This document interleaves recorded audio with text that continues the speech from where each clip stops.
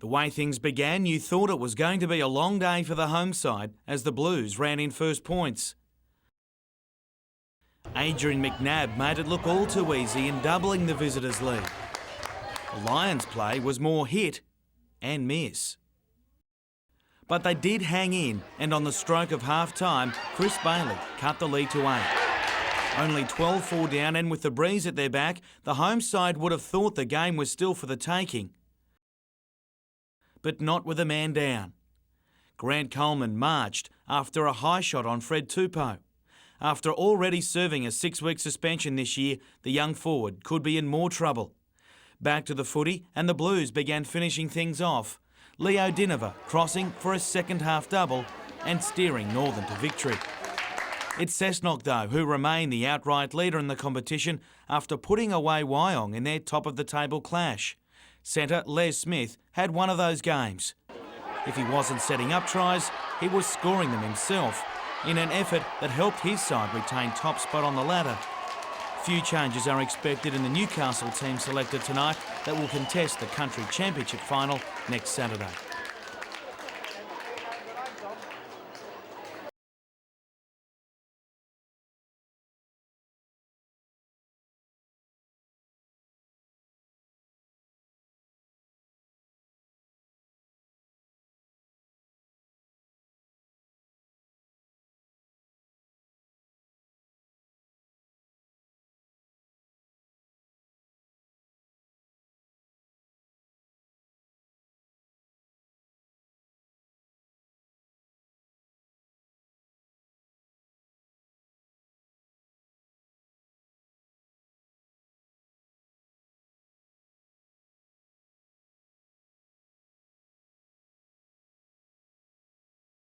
These mountains, in what was then North Borneo, were the scene of some of the worst atrocities of World War II. In the final months of the war, Japanese commanders ordered that no Allied POWs in Southeast Asia were to survive. Thousands of Australian and British troops died in either the Sandakan POW camp or during the horrific death marches from the camp through dense mountainous jungle to Renai. Today, those soldiers were remembered at the Sandakan Memorial in Maitland. Rather than risk their liberation, the Japanese decided to kill all remaining prisoners by working or starving them to death or by cold-bloodedly murdering them. At the 60th anniversary commemoration, wreaths were laid for the 109 Hunter Valley men who were among the many Australians killed at Sandakan. The second of 3 death marches started on the 29th of May 1945. It alone saw the death of 353 POWs. The prisoners lived in a world where beatings and torture were their daily lot. It's not well known either, that's the other thing. I don't think there are a lot of people in the community know just how terrible and atrocious it was. While more than 2,000 servicemen died, thankfully 6 Australian soldiers somehow survived to tell the story of what happened at Sandakan. Todd Nardi, NBN News.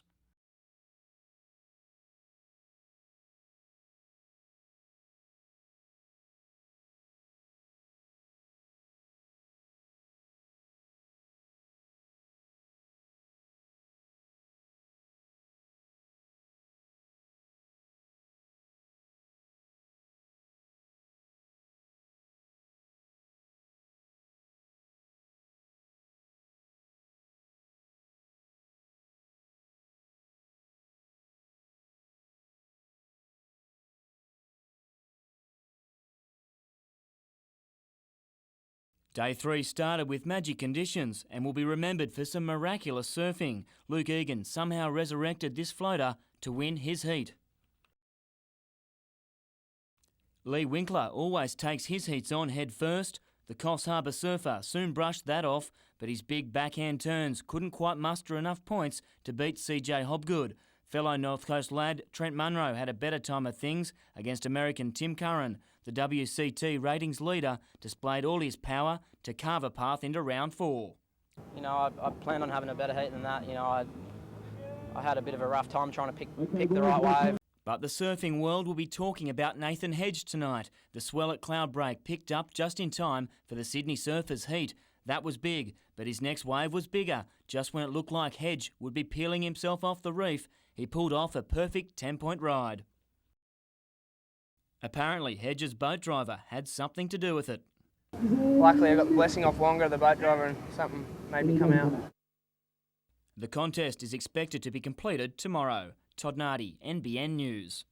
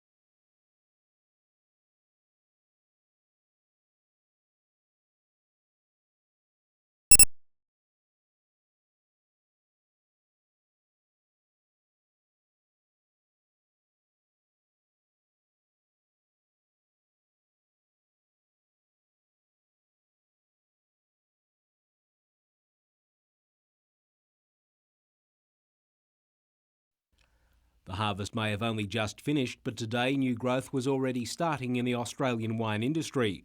The pioneering Lindemans brand is one of the hunter labels that's now become a stable mate of the Rothbury estate after Foster's successful $3.2 billion takeover of Southcorp.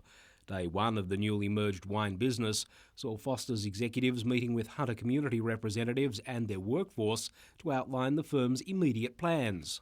Yes, we've been up at Denman this morning and then down here at Rothbury Estate this afternoon, and it's been great to be able to spend some time with those people and talk to them about the process going forward. The integration of the two firms' wine businesses is expected to take some time to complete, with Foster's using the next 2 months to review Southcorp's activities, and already the hunter appears set to have a place in the company's future. Some of the sites up here are the real jewels in the Southcorp crown, and it was one of the major reasons why Foster's wanted to acquire Southcorp. As to what consumers can expect from Australia's largest premium wine company, it's understood Foster's Wine Estates is keen to retain all labels and is preparing to make a concerted push for a significant share of the nation's wine market. Gary Blair, NBN News.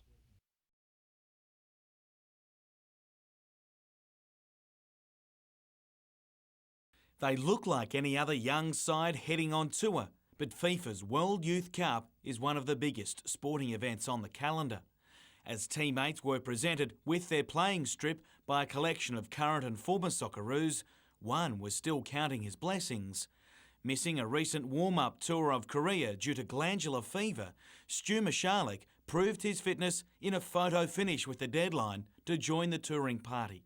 I was getting worried for a while there because I've been in school for like 2 years, and then out of nowhere about a month before I found out I got glandular fever and I was in jeopardy of going, but it's definitely a relief to find out that everything's cleared up and now I can go.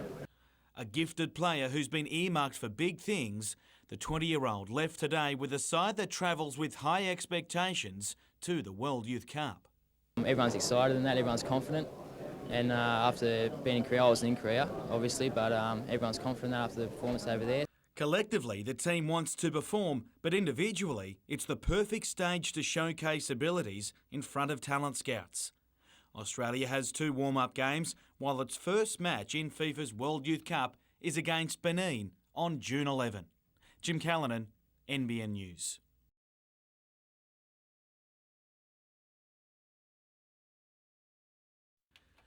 Even though it's changed over recent times, the famed Silverstone circuit is a favourite for many, and it still knows how to throw up plenty of action.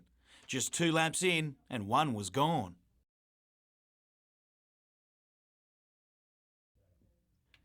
It was coming thick and fast.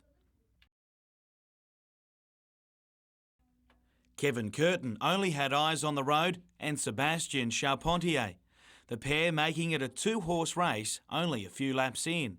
The two slugging it out up front, the Frenchman looking for his 3rd win this season, the 39-year-old Aussie, the first win of his Supersport career. But losing his grip in the closing stages, he settled for 2nd. Brock Parks riding home 5th to score a good team result. In the National League Ice Hockey, and after weeks of extra-time games and draws, the Newcastle North Stars hit the winners list again in emphatic style against the Brisbane Blue Tongues.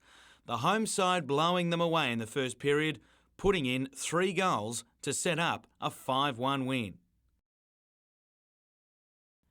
From ice to field hockey, and South striker John Finance found it hard just to stay on his feet, but not the back of the net, hitting home 3 against Maitland.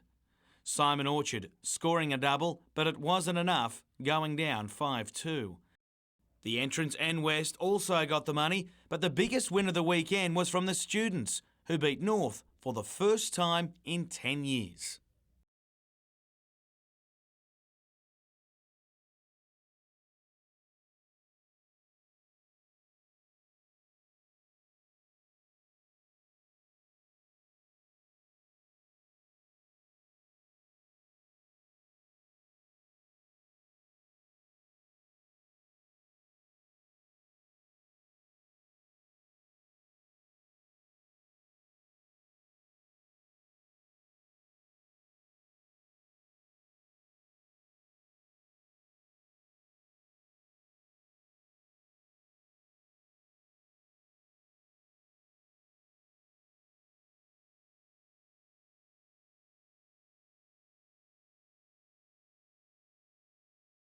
The popularity of budget carriers Jetstar and Virgin Blue, coupled with the relocation of Aero Pelican, is driving the expansion of Newcastle Airport. The first stage of its $8.25 million terminal development will be completed in around a fortnight. But in just 2 days' time, people travelling from Newcastle to Brisbane, Melbourne and the Gold Coast are going to have a lot more options. Jetstar's 1,700 additional seats per week will come into play, with many snapped up for bargain-based prices during the airline's recent fare sale. From Wednesday, there will be a total of 10 flights to the Gold Coast weekly, and business travellers will benefit from same-day return travel to Brisbane and Melbourne. Jetstar says it can see the potential in the routes, despite QantasLink pulling its Gold Coast services out of the airport. Jessica Phyllis, NBN News.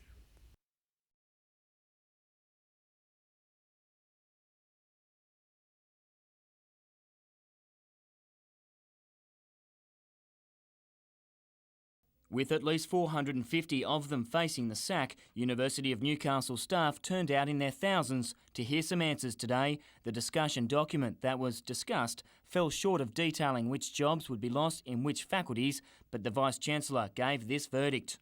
There'll be academic and administrative reductions in all faculties and most of the schools in the university. It was revealed today that 167 academic staff would be sacked, mostly middle-ranking lecturers. The Tertiary Education Union claims today's paper on proposed changes was bad news for workers from the lower and middle tiers. As one person said in the forum, these are in fact the workhorses of the university, and again they're going to bear the brunt. The same kind of thing is actually happening with general staff as well. However, it was also revealed 20 of the uni's highest level administration workers would be axed. There are large numbers of high-level staff, probably more than we need at the moment, and so we're recommending that those numbers be reduced by about half. Unions, staff and students can comment on the recommendations in the discussion paper before it's turned into a formal proposal and sent to the University Council in 6 weeks' time. Todd Nardi, NBN News.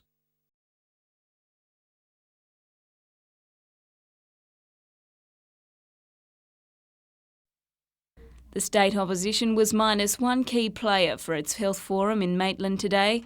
Ironically, John Brogden fell ill this morning. Around 20 health professionals met with the politicians to discuss areas they believe need more attention. Too often, a big centre like Newcastle attracts the Lions' share of the funding, and services and service provision in outlying areas is made far more difficult. GP services, aged care and hospital waiting lists were among the hot topics, but perhaps the biggest concerns lie within mental health. There's an issue in the Hunter surrounding access to services, and I think also clinical education and training. But the Hunter's not alone. The problem is echoed throughout regional and metropolitan areas in New South Wales. Mental health gets 7% of the health budget, and given that 1 in 5 people will live with a mental illness any time this year. The opposition is conducting similar forums throughout the state, and information gathered will form the basis of health policies in the lead up to the 2007 state election. Jessica Phillis, NBN News.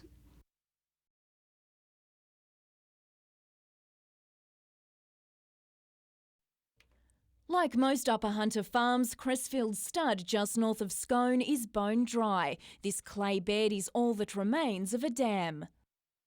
Well, we haven't had any great rain for about the last 6 to 8 weeks. We're going now through a phase of destocking and supplementary feeding. Around 1/3 of the 1,400 hectare property is now deemed useless due to the lack of water and feed. Well, there's probably about 11 dams total on the property. I don't think there's one that we can actually use. They're either dry or that dry that they'll bog the cattle up. And to make matters worse, tomorrow marks the start of winter. With brown, dry paddocks as far as the eye can see, Evans says frosts will add extra stress on pastures and grass seeds simply won't germinate. Yeah, as soon as the frosts start hitting, we pretty much bank on not getting much more feed for the next 3 months.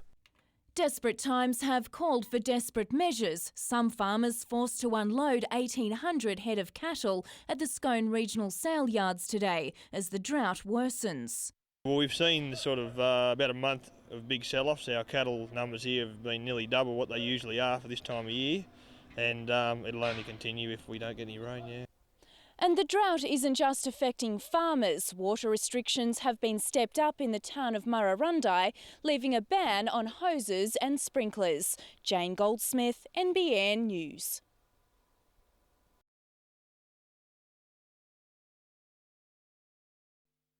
When fire ripped through the holding cells at Warramai Children's Court at Broadmeadow 5 years ago, Senior Constable Neil Snowden was responsible for the young prisoners inside. With the help of other officers, he braved the choking smoke to save 4 young lives.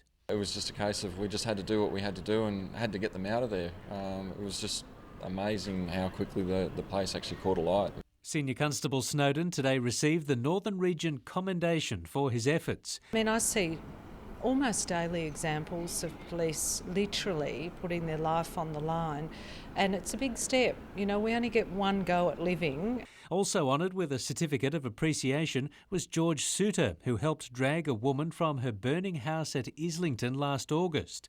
The young woman suffered horrific burns and later died, but George's efforts to save his neighbour gave her a chance at life. Today's presentation also recognised a number of police for long service, including the public face of the force in Newcastle, Senior Constable Tony Tamplin, who's clocked up 27 years on the job. Paul Lobb, NBN News.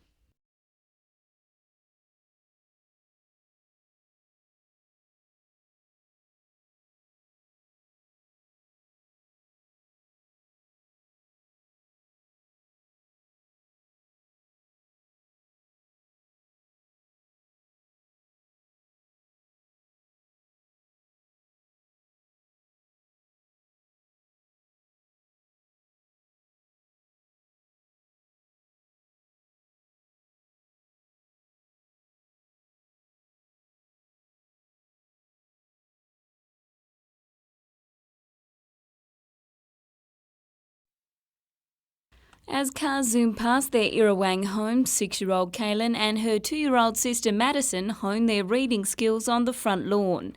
Maddie's still a little while off identifying words, but Kaylin is going strong. Generally though, literacy levels in this part of Raymond Terrace are below average.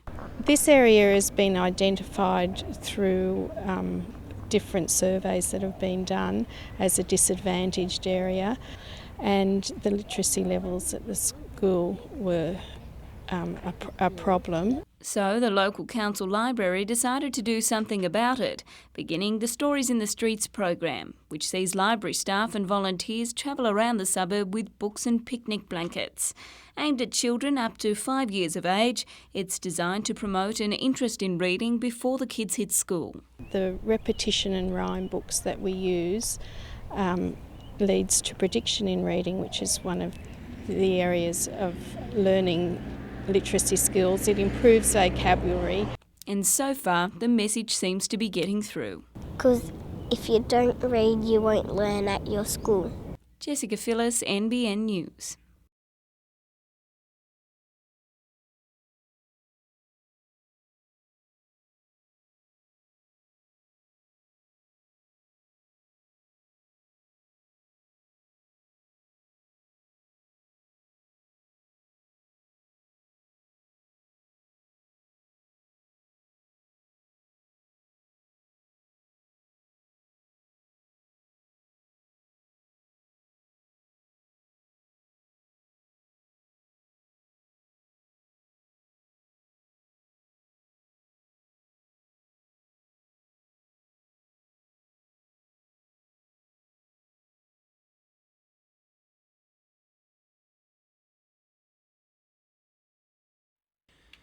With the faces of past winners looking on, Casey Stoner carried the look of a champion on top of his game as well. Home only a week, Stoner flew back to join the tour today, looking to stay on the pace after his best start to a season. To come away with 2 wins, you know, and only with 4 rounds gone, it's absolutely perfect, so hopefully we can just keep it going. Much like he wrestles with bikes set up to meet the different demands of each track, Stoner puts his success down to an adjustment in attitude. Instead of heaping expectation on himself, the 19-year-old is more relaxed, and it's showing, aboard a 250cc machine that's proving a real contender. I am looking at things differently and a lot more relaxed, a lot more happy about things, and I'm just getting on with the job, so it's very nice to be out on the track. I'm actually enjoying riding again. Former champ Mick Doohan likes what he sees as well, recently heaping praise on the teenager who's considered a future MotoGP star. It's good to hear, you know, people like that actually, you know, giving you some praises and things, but it's actually better for myself that I'm getting those results, and it's making myself happy. The championship returns to Italy's Mugello circuit this weekend, a track Stoner favours, and after a second there last year, there's no prizes for guessing where he wants to finish on Sunday.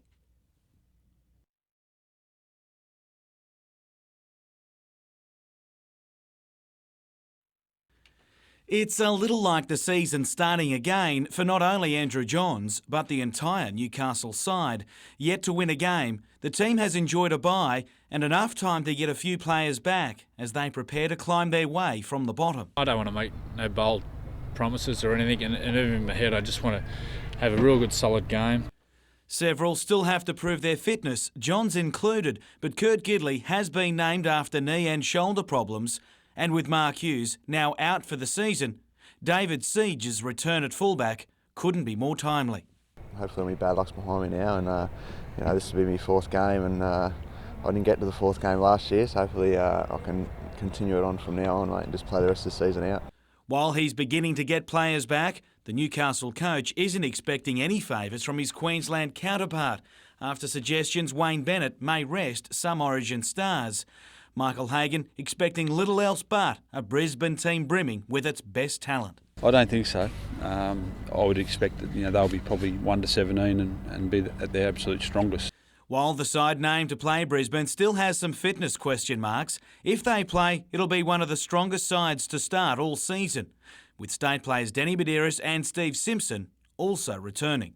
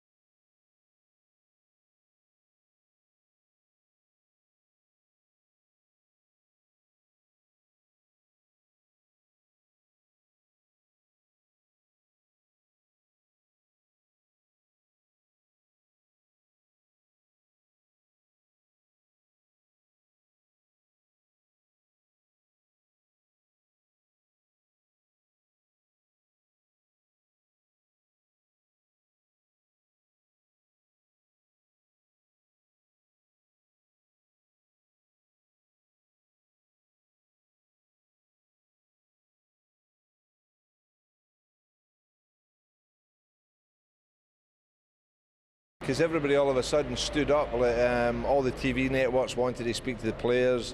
Noel Spencer scored the 2 goals, 2 fantastic goals. It just made everybody realise that there are some good football players down in Australia.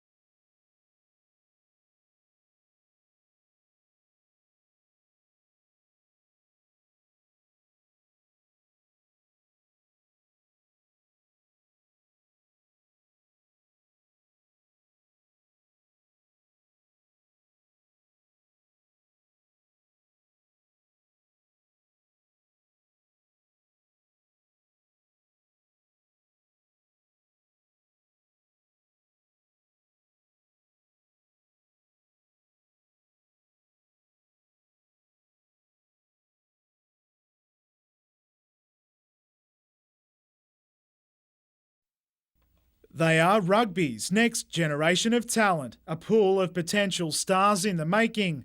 Port Macquarie's Rowan Jones showed plenty of speed up front to equalise, putting North Coast back in the game. It didn't take long for the Northwest to respond though, with Josh Schmiedel given an easy run to the line, one of 11 Farah reps to pull on a sky blue and black jumper. Talent scouts from the Australian Rugby Union kept a low profile behind the southern goalposts, but were given a bird's eye view when Northwest ground out its third 5-pointer. Attacking the same wing, Andrew Laurie was at the receiving end of a great pass, going solo to score another for Northwest, the inland side winning 24-7.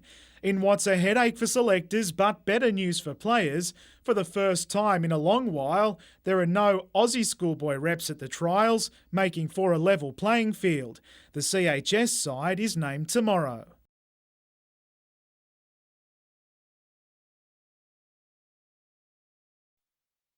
Even before the judges read out their verdict, some Australians were plotting a vendetta against Indonesia. Travel agents recorded a drop in bookings to the islands and holidaymakers cancelled trips. When Chappelle was convicted and sentenced to 20 years, it became worse. As soon as I started hearing the judges' comments, I thought, oh, nah, she's not coming home, and we all started making up some signs as soon as we heard it. Candice Dunstan followed the trial from beginning to end and is not afraid to show she believes the result was unjust. She says she's had no negative responses to the signs outside her Lake Macquarie home. I won't leave until she comes home. I'm hoping she comes home pretty soon. So you could leave them there for 20 years? Yep. They're going to stay up? Yep. But multicultural groups say the rush of threats and antagonism towards Indonesia cannot be regarded as Australian. The Ethnic Communities Council is one body that believes holding all Indonesians accountable for the decision is not the responsible thing to do. It says whether we like it or not, our nations will continue to have a strong relationship and has called on Australians to avoid all boycotts. Jessica Phyllis, NBN News.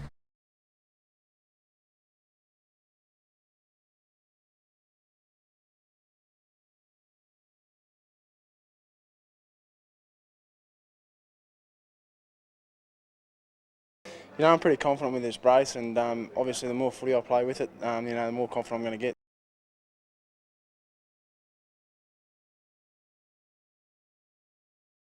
The Springer had some foam lying around, and we modelled it off a soft collar and popped that around his neck, and the first time he put it behind his neck he said, yeah, that really works well.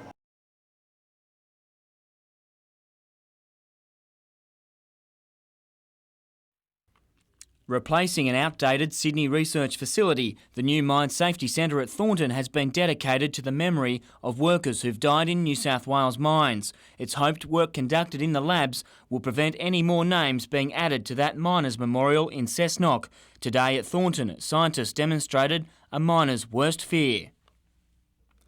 That's a coal dust explosion when just half a gram of dust meets compressed air and a spark. Imagine what can happen in a mine literally filled with coal dust. in a mine environment where there may be methane present, this could be more volatile. Therefore, the Mine Safety Centre has gas analysis technology to measure gas samples from mines. Determine whether a mine has got spontaneous combustion or heading towards that sort of issue. Mine Safety boffins were also showing off the only closed-circuit breathing simulator in the country. It measures the condition of breathing apparatus used by miners during underground emergencies. It'll indicate that someone is going to be able to wear it and to travel a certain distance. Todd Nardi, NBN News.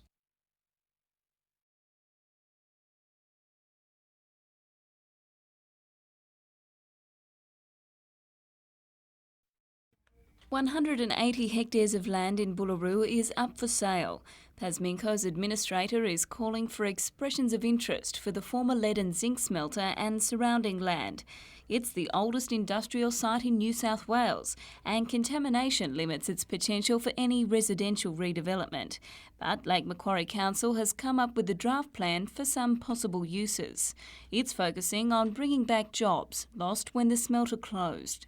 Certainly employment uses such as an extension of the Cardiff Industrial Estate or a business park or a large-scale institutional use such as a major university, or even though that's probably unlikely at this stage in this location. But those sort of uses.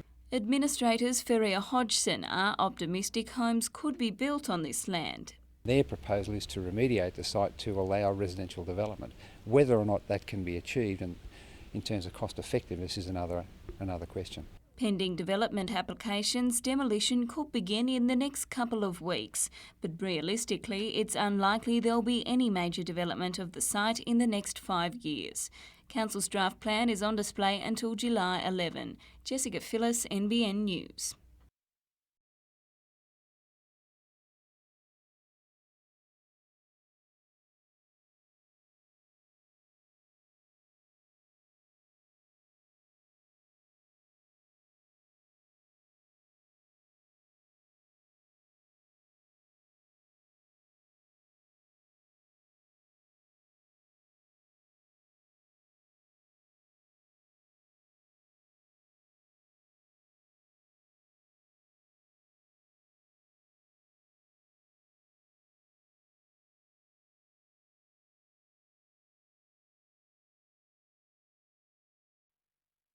After caring for children for the past 37 years, John Hunter Children's Hospital's senior paediatrician, Professor Graham Vimpani, knows the health system inside out. He's been asked by the government to chair a committee whose first job is to work out what child health care costs. At the moment, we don't know how much money is spent on children's health services in the state.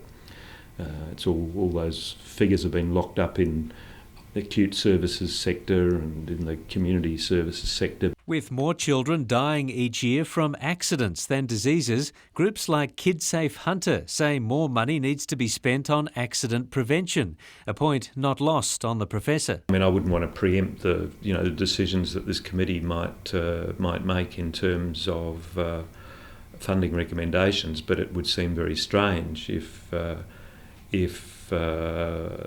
the second highest cause of admissions and the highest cause of deaths in the 1 to 14 age group didn't receive some attention. Paul Lobb, NBN News.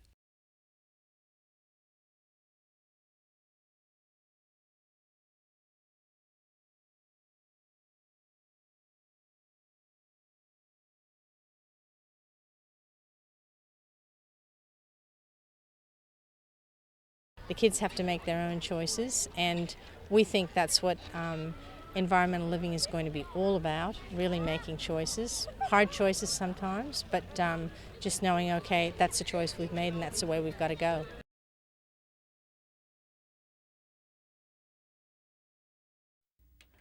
Four years ago, Scott Christian decided to make a switch from being a tyre and wheel alignment manager to becoming a fully fledged mechanic. His midlife change was a daunting prospect, but one he's taken in his stride, today awarded the Top Gong Apprentice of the Year.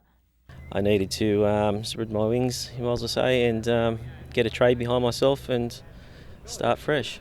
And at 37 years of age, he's living proof that you're never too old to be an apprentice, challenging the commonly held view that apprentices are all young school leavers. You're never too old to take in more information and more learning skills. Hosted by 4 Mile Engineering at East Maitland, Scott will soon complete his apprenticeship as a plant mechanic working on mining equipment. He's one of 3,000 apprentices and trainees who have been propelled into the workforce with the support of HGT Australia. Group training organisations like HGT are responsible for about 40% of traditional trade, education and training. Without group training companies in the country, our skills shortages would be far, far worse, and group training represents probably the answer to turning the situation around. Jane Goldsmith, NBN News.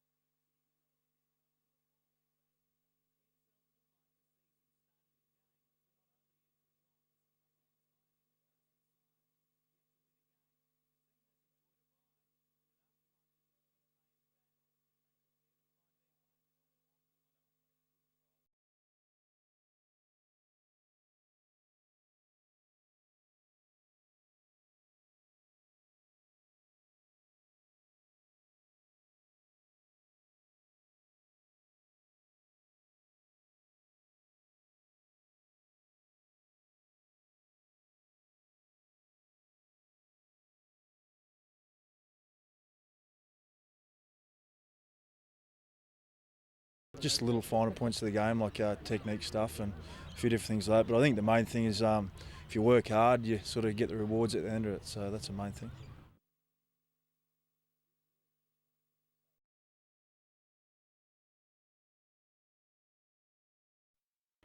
They are the epitome of the volunteer, on call 24 hours a day, 7 days a week to respond to all types of emergencies, often having to face horrific car crashes like this one in an attempt to help others. The Cessnock VRA has been operating since 1976, and since then their vehicles and equipment have evolved significantly.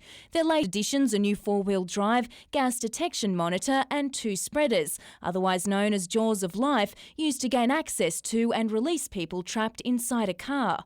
The Jaws of Life especially, they would be the most used piece of equipment on the truck. More often than not when we pull up at an MVA, that's the very first thing you're going to grab.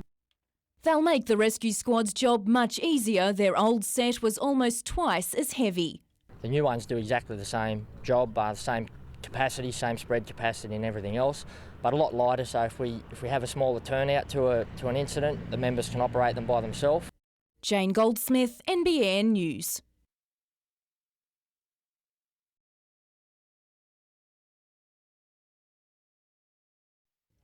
It's footage Matthew Nielsen has never brought himself to watch. He was tipped out during a race at Newcastle Paceway and trampled by 2 rivals.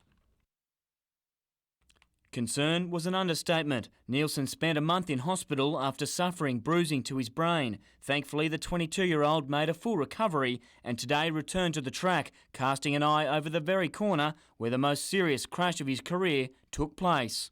Is there any second thoughts about coming back and racing again? No, definitely not. It's all I do know, and that's what I do. This afternoon, Nielsen would have no doubt been content to just finish in one piece, but he completed his brave comeback in impeccable style, driving hit and spin to a commanding victory in Race 7 at Newcastle. Todd Nardi, NBN News.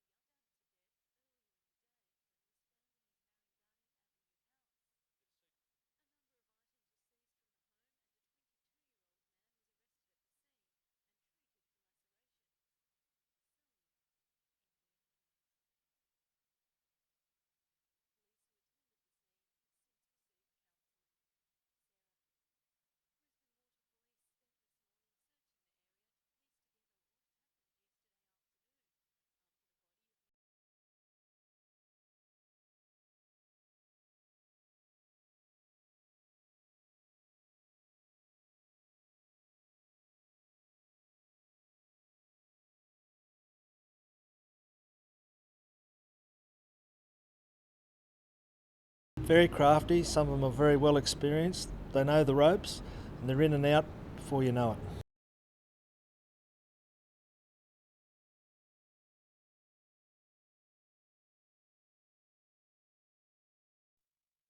Since a licence to drop a line was introduced 7 years ago, the state government has reeled in $36 million in fees. $10 million was raised last year alone. From July the 1st, the simple pastime will cost an extra $5 a year, and anglers aren't happy. I don't agree with it. It's a recreational activity, and I mean, you pay enough taxes for everything else without adding more and more to things like that. I don't think they've spent enough of the money that they've taken off the anglers. They've received a lot of money, and I don't think putting it up is a very good idea. Primary Industries Minister Ian MacDonald says the increase is necessary to fund projects like the buyout of commercial licences on Lake Macquarie, habitat restoration and restocking programs. It is basically to cover costs so that we can continue our program of providing enhancements for recreational fishers both along the coast and in our inland rivers. New South Wales Fishing Club boss Robert Smith says it's just another greedy tax. We just can't fathom why people would have to pay a tax, let alone an increase in tax.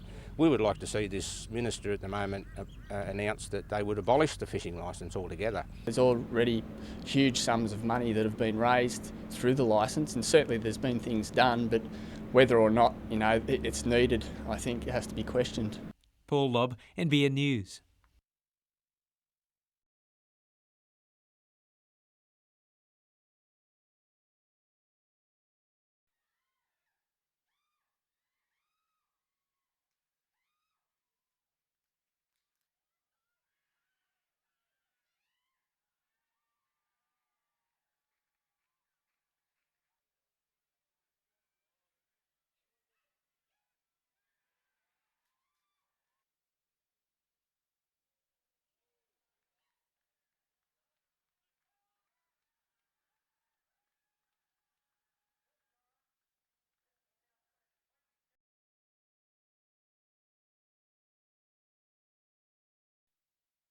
Hudson Smith's rugby league CV reads like a map of northern New South Wales. Playing in the northwest, far and mid-north coasts, he's now at Newcastle's side, western suburbs. An NRL stint with the Tigers is also among his credits, a rugby league career spanning more than a decade. And that's why Newcastle selectors have named the 32-year-old on the bench for Saturday's Country Championship final with the highly rated Monero. Being a bit older than a lot of the other players, I suppose, experience, getting out there if we're in a bit of trouble or whatever, just sort of to try and stabilise. Not that Newcastle needs any help convincingly winning its past two encounters, thanks in part to the Torres combination of halves Jamie Batty and Joey Griffiths. But it's a game their coach admits will be won up front. The pack of forwards, I think 5 of the 6 have played Premier League or first grade with Canberra Raiders, so they're a very, very strong outfit. The real prize for players, however, depends on selectors, with a New South Wales country squad named after the final.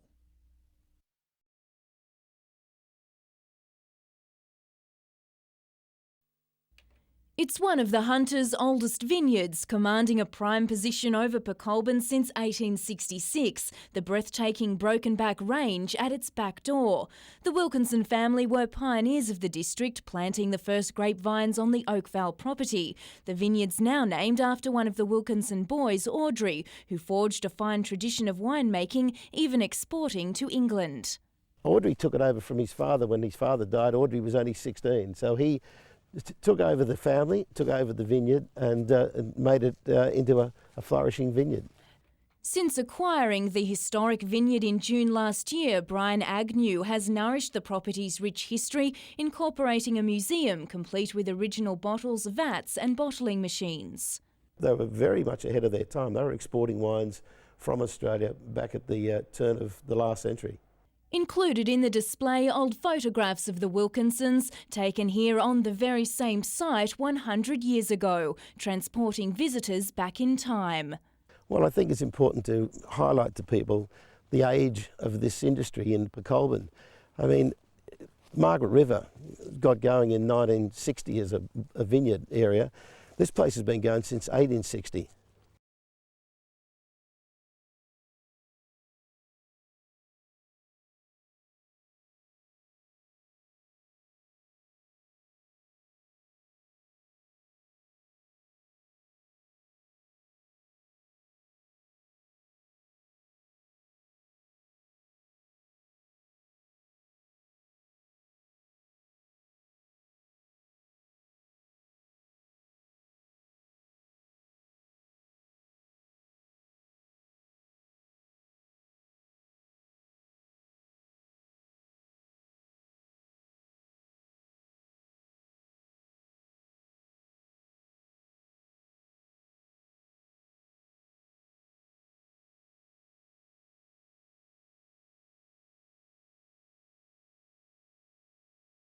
I'm the kind of person that sort of waits to the last minute and actually makes my decision. So I'm just holding off to see, what I really want to do and how I feel in the moment, and whether I want to play at home and do that, or whether I want to keep going back to Europe.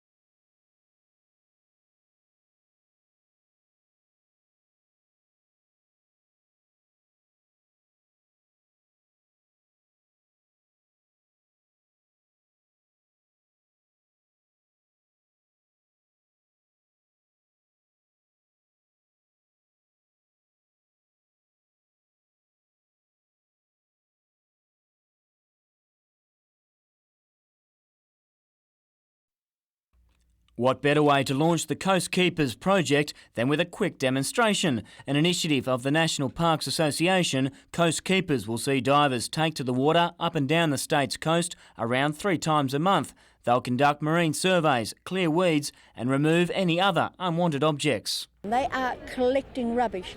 They are removing ferals from not just underwater, but from along the coast as well. Famed underwater filmmaker Valerie Taylor first visited Port Stephens in the 1960s to go spearfishing. Long after turning her back on that sport, Valerie remains a passionate marine conservationist. Today she labelled the state government's ambitious plan to save the endangered grey nurse shark through a test tube breeding program as ridiculous. Why not just protect the environment where they live and breed? It's a simple thing. And then you not only protect the grey nurse and save it, but you save everything else in that area. Also receiving the World Environment Day treatment was the Warrabrook Wetland Reserve. Volunteers planted eucalyptus species and kangaroo grass to regenerate habitat for water birds and other animals. The area's soil and water quality has been degraded by urban development. Todd Nardi, NBN News.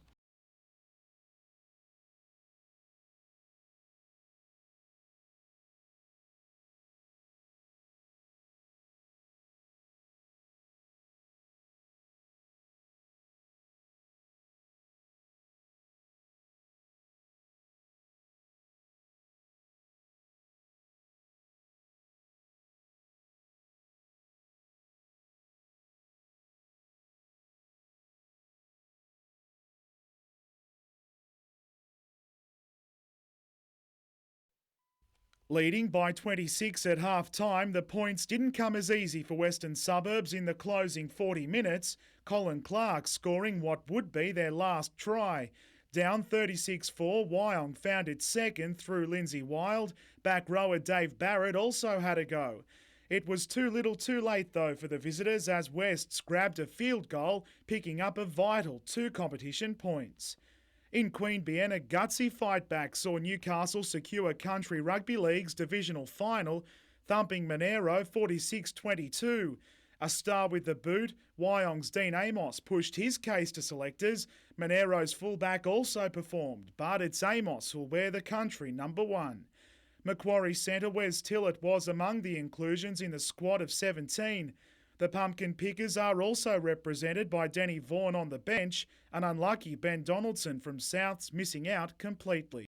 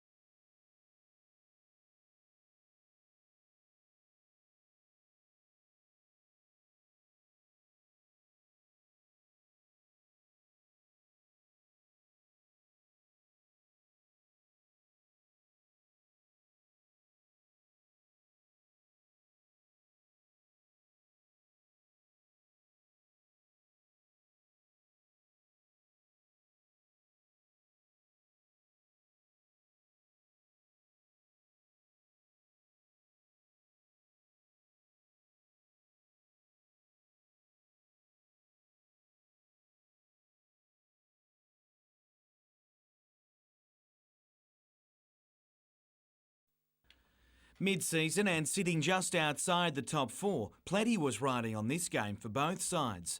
Right away, the home side looked a lot different to the one easily beaten last week. Ali Tucker began her 100th game like it was her first. So too Katie Walker, who featured in a rare starting spot, her speed starving the Kestrels while her own shooters dined out. Overcoming illness, Lara Wellham only added to Melbourne's woes in a cracking first quarter. And it wasn't just the attack that starred. But so often it came at the other end, with Jane Altschwager the target for teammates and opposition alike. The captain under all sorts of pressure, but she stood tall, hitting almost every chance she had in the first half. Semi-finalists last year, the Kestrels fought hard, but it was the Jaggers by 9 and now into 4th spot overall.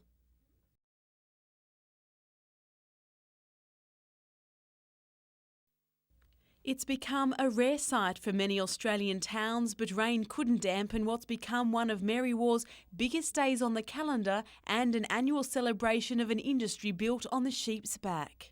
Fantastic. They need rain. I think it's brilliant. It's beautiful. Wonderful.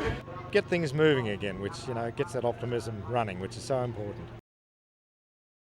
It may be a long way from Spain, but the annual running of the sheep through town saw many people seeing red, albeit a rather woolly version. The event is the draw card for Mary War's Festival of the Fleeces, but a street parade proved just as popular this year, these little lambs showing off their woolly creations. And while there was plenty happening undercover, some were happy enjoying what Mother Nature had provided. Colleen West, NBN News.